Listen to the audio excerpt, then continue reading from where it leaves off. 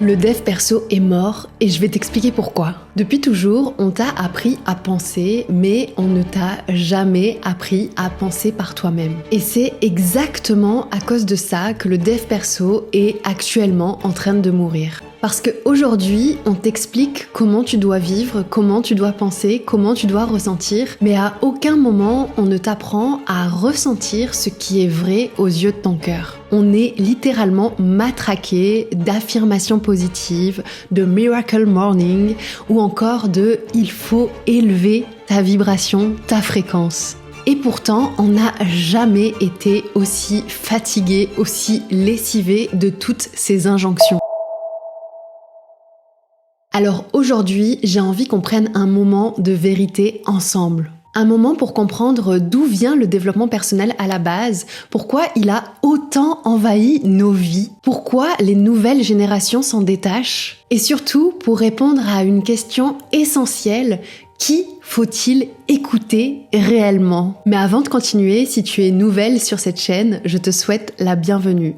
Cette chaîne, elle est toute nouvelle, alors n'hésite pas à t'abonner, n'hésite pas à mettre un petit like si le sujet t'intéresse et n'hésite vraiment pas à mettre un commentaire pour participer et pour créer avec moi cette belle communauté. Si tu ne me connais pas encore, moi je m'appelle Anna Adela, je suis écrivain et entrepreneur.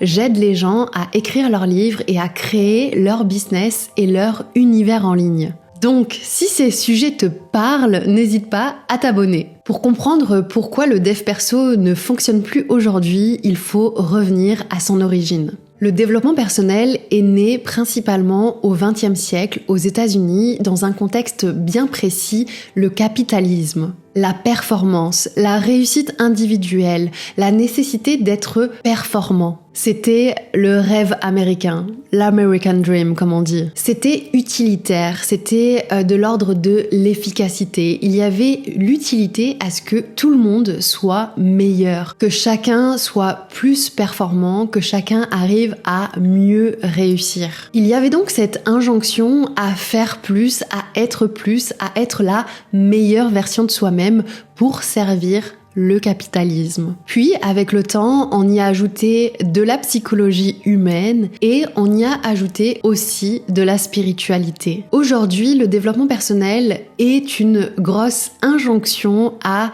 devenir quelqu'un de meilleur. C'est de la productivité qui est entièrement déguisée derrière toutes ces injonctions. On te dit d'optimiser ton temps, tes relations, ton énergie, tes émotions. Tout doit être optimisé dans ta vie, même ton sommeil devient une quête d'optimisation. Et si tu n'y arrives pas, si tu te sens fatigué, si tu te sens à côté de ce monde-là, alors on ne peut dire qu'une chose, c'est que c'est de ta faute si tu n'y arrives pas. Et c'est bien là le problème. Le dev perso est devenu une industrie de la culpabilité. Mais le vrai fond du problème, c'est que le dev perso ne t'apprend pas à penser correctement, il te dit exactement quoi penser. Et pour illustrer cette idée, je vais te donner un exemple personnel très précis. J'ai eu moi aussi une période de ma vie où j'ai lu énormément de livres de dev perso. J'étais passionnée par comprendre comment je fonctionne et comment je pouvais améliorer mon rapport au monde et mon rapport aux émotions.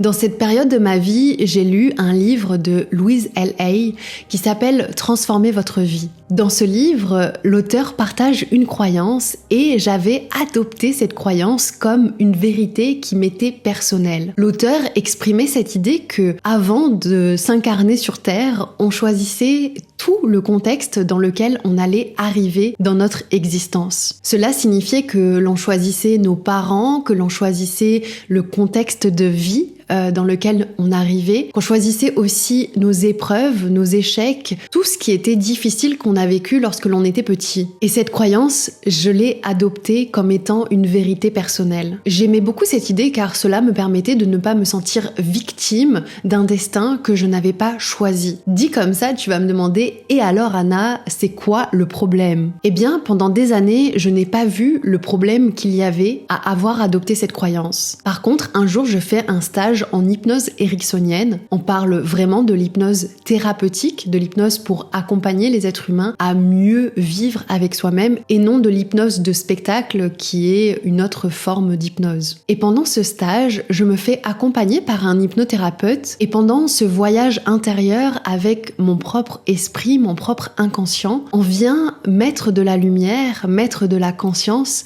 sur cette croyance que j'avais adoptée il y a des années de ça. Personnellement, je n'avais aucune idée que cette croyance pouvait blesser des parts à l'intérieur de moi. Le moi conscient arrivait à se raconter cette histoire sans que ça ne lui fasse du mal. Par contre, dans ce voyage intérieur et introspectif, j'ai bien pris conscience que d'avoir adopté cette croyance, ça faisait de la peine et même de la souffrance à l'intérieur de moi. Et pendant ce moment d'introspection, de voyage intérieur, j'ai pu prendre conscience que la réalité, c'est que je n'en sais fondamentalement rien. Je ne sais tout simplement pas si j'ai choisi ou pas d'arriver dans cette famille, d'arriver dans ce contexte de vie et d'avoir toutes ces épreuves dès mon plus jeune âge. À partir de ce moment, j'ai pu admettre la vérité avec moi, c'est que je n'en sais tout simplement rien. Je te partage cette anecdote car elle est vraiment parlante. Dans les livres de dev perso, on accepte des croyances comme étant nos propres vérités, mais ces croyances ne sont que des croyances. Elles sont vraies à partir du moment où je les crois vraies et je les fais vivre dans mon esprit comme étant vraies et elles peuvent devenir fausses et elles n'ont plus de pouvoir sur ton être à partir du moment où tu comprends que ce n'est qu'une croyance. Le problème du dev perso, c'est que on est rempli d'injonctions. Pense positif, visualise, fais comme ça, applique cette méthode, lis ce livre, suis ce protocole. En fait, tu consommes tout un tas d'idées qui ont été proposées par d'autres personnes, mais tu ne développes jamais ton propre esprit critique. On te dit comment tu devrais voir le monde, comment tu devrais vivre dans ce monde, et à aucun moment tu ne travailles sur toi, ta propre vérité intérieure et ton propre ressenti de comment tu as envie d'être dans ce monde. On peut dire que le dev perso, c'est du prêt-à-penser, alors que quand on met de la conscience et de la présence, c'est du sur-mesure. Et bien sûr que le prêt-à-penser, ça rassure, et que le sur-mesure, ça demande de faire un effort supplémentaire de réflexion et d'introspection. J'ai aussi vu énormément de personnes adorer le dev perso, mais uniquement pour les idées qu'il véhicule. J'ai le souvenir d'une personne que j'avais rencontrée qui était très talentueuse, qui avait une très grande capacité de locution et qui aurait pu énormément avancer dans sa vie, qui était persuadée que la visualisation suffisait à toute sa réalité. Donc cette personne, elle avait affiché un billet dans sa salle de bain et elle était persuadée qu'elle allait devenir millionnaire grâce à ce billet qu'elle voyait tous les jours de sa vie. Sauf que dans la réalité, elle ne faisait strictement rien pour construire sa richesse. Et là encore, c'est une vraie limite du dev perso. Parce que oui, bien sûr, ce sur quoi on va porter notre attention va prendre de l'expansion dans notre vie, mais réduire la réalité à un système aussi simple, c'est vraiment ne pas prendre en compte toutes les dynamiques de la réalité. À un moment donné, il faut être honnête, si tu consommes du dev perso mais que tu ne l'incarnes pas entièrement dans ta vie de tous les jours, si tu as juste des idées que tu aimes penser mais que tu ne les incarnes pas dans la vie de tous les jours, alors non, tu n'auras pas les résultats que tu souhaites avoir. Parce que la pensée est créatrice quand elle est ajoutée à de l'action dans ta vie de tous les jours. Et aujourd'hui, le dev perso, c'est beaucoup ça. C'est avoir de belles idées, mais tout simplement ne pas les incarner. Et moi, j'adore les idées, je suis écrivain et j'adore faire vivre les idées dans la réalité, mais justement, les idées, elles ont de la pesanteur à partir du moment où on arrive à les faire vivre dans le réel. Et dans le business, il y a aussi cette logique-là. Je vois énormément d'entrepreneurs qui ont un discours qui est très simpliste. Aujourd'hui, on veut avoir une vie professionnelle qui soit alignée à nos valeurs et c'est complètement ok d'avoir cette aspiration-là. Mais il y a un courant de pensée qui est assez inquiétant. Celui de croire que quand c'est juste pour soi, alors il n'y aura pas d'obstacles sur le chemin. Et je vais être très honnête, si tu crois ça, alors tu es complètement dans le faux. C'est comme si tu me disais que si ta vie était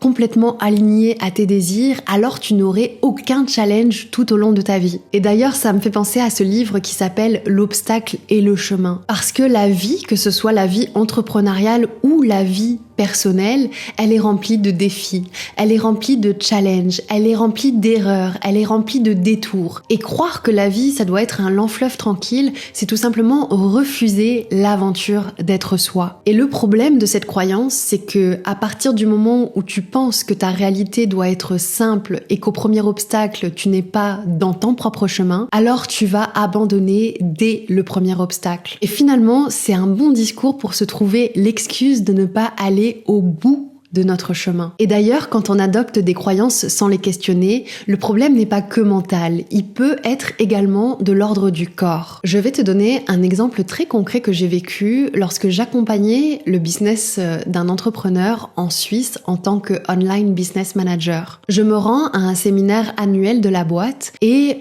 tout un tas d'activités professionnelles étaient prévues pour les membres de l'équipe. Je n'avais pas été prévenue des activités que nous allions faire. Mais un jour, l'activité prévue était d'aller se baigner dans un lac en Suisse en plein hiver. Bien sûr, on était accompagné par un professionnel, mais personnellement, je n'avais pas été mis au courant de cette activité, je ne m'étais pas renseignée sur le professionnel qui accompagnait cette activité. Et puis, mon histoire personnelle, mon corps avait une mémoire de mon histoire et j'étais obligée de respecter mon propre vécu. Alors, quand on m'a parlé de cette activité, j'ai préféré clairement la décliner. Ce qui est un peu triste dans cette histoire, c'est que mes collègues n'avaient pas forcément envie de faire cette activité et ils l'ont quand même fait parce qu'ils n'ont pas eu la force et le courage de ne pas suivre le groupe. Je n'ai pas eu besoin de m'expliquer sur pourquoi je n'avais pas envie de faire cette activité, mais personnellement, j'ai préféré respecter mon histoire, le traumatisme que mon corps avait vécu quand j'étais petite, car quand j'étais petite, j'avais eu comme punition des douches glacées. Et là encore, on retrouve un rapport à toutes ces modes, à tous ces courants de pensée, à tous ces courants d'activité pour devenir une meilleure personne. J'ai préféré respecter la mémoire de mon corps plutôt que de faire une activité qui n'était pas en accord avec mon vécu et mon histoire. Et finalement, ce n'est pas un hasard si les nouvelles générations aujourd'hui ont du mal avec le dev perso. Elles sentent que, au fond, quelque chose ne colle pas. Elles n'ont plus vraiment envie de performer toute leur vie. Elles ne veulent plus se forcer à aller bien malgré tout. Elles n'ont plus envie de rentrer dans des cases, même spirituelles. Je crois qu'aujourd'hui, les gens veulent du sens, de la cohérence, de l'harmonie, de l'équilibre entre toutes les sphères de leur vie. On est sûrement arrivé à bout de toutes ces recettes miracles, de tous ces modes d'emploi pour bien vivre sa vie. Parce que la réalité, c'est que à force de se développer, à force d'avoir un focus que sur ça dans notre vie, on peut passer à côté de toute la beauté du voyage, à chercher toujours la productivité, à chercher toujours les solutions. Alors tu peux penser que ta vie n'est plus qu'un problème à résoudre, alors qu'en réalité, tu es juste une personne qui est là pour vivre et ressentir la vie dans toute sa splendeur. On peut dire qu'aujourd'hui, le vrai travail, ce n'est plus le développement personnel, mais bien la conscience de soi et des autres et la présence à tout ce qui nous entoure. Ce n'est plus apprendre quoi penser, mais plutôt te poser les bonnes questions. Ce n'est plus chercher à tout prix à être quelqu'un d'autre, mais plutôt à te souvenir de qui tu es pour de vrai. Ce n'est plus suivre un rythme effréné qui ne te convient pas, mais plutôt apprendre à écouter ton rythme. Alors après tout ça, tu as le droit de te demander qui est-ce que je dois écouter. Je vais te répondre franchement, ce n'est pas moi que tu dois écouter, ce n'est pas mes livres que tu dois écouter, ce n'est pas un gourou, ce n'est pas le dernier livre à la mode, ce n'est pas la dernière trend à la mode, et ce n'est pas non plus une méthode miracle. La seule personne que tu dois apprendre à écouter, c'est toi.